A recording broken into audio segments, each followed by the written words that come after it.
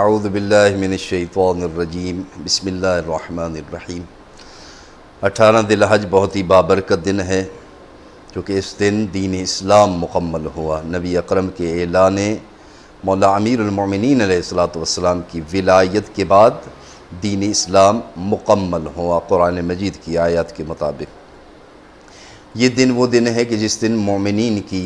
دعائیں قبول ہوتی ہیں۔ یہ وہ دن ہے کہ جس دن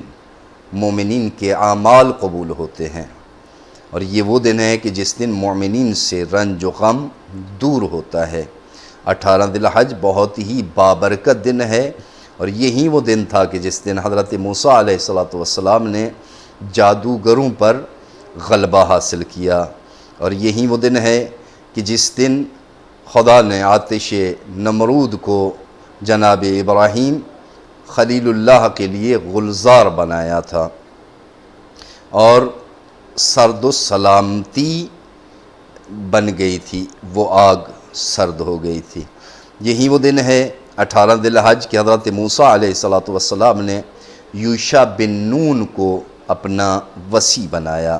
اور یہی وہ دن ہے کہ جس دن حضرت عیسیٰ علیہ السلام نے وصی بنایا جناب شمعون کو، اور یہی وہ دن ہے 18 ذی الحج کہ جس دن حضرت سلیمان ابن داود نے اپنا وصی اور خلیفہ بنایا آصف بن برقیہ کو۔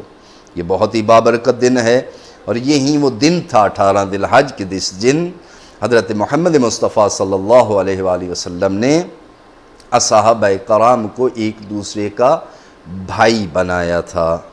اور پھر امیر المومنین بھی وہاں موجود تھے۔ امیر المومنین نے پوچھا کہ یا رسول اللہ، صحابہ کرام کو ایک دوسرے کا بھائی بنایا ہے، تو مجھے کسی کا بھائی نہیں بنایا؟ تو نبی اکرم نے ارشاد فرمایا تھا کہ یا علی، میں نے اصحاب کو ایک دوسرے کا بھائی بنایا ہے، اگر میں نے تمہیں کسی کا بھائی نہیں بنایا تو میں خود بھی کسی کا بھائی نہیں بنا۔ 18 ذی الحج یہ وہی دن ہے کہ جس دن نبی اکرم صلی اللہ علیہ وآلہ وسلم نے صحابہ کرام کو ایک دوسرے کا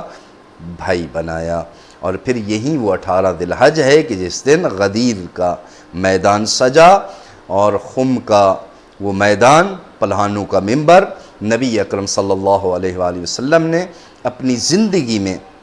اپنا جانشین مولا امیر المومنین کو بنایا، اپنے علم کا وارث مولا امیر المومنین کو بنایا، اپنے منبر کا وارث مولا علی علیہ السلام کو بنایا۔ اور یہ وہ دن ہے کہ جس دن مولا امیر المومنین علیہ السلام کے خطبات میں سے ہے کہ اگر کوئی بندہ دوسرے مومنین کو کھانا کھلاتا ہے، اس کا روزہ افطار کراتا ہے، فرمایا اس بندے کا میں ضامن ہوں، اس بندے کے نزدیک کفر نہیں آئے گا، اس بندے کے نزدیک فقر و فاقہ نہیں ہوگا،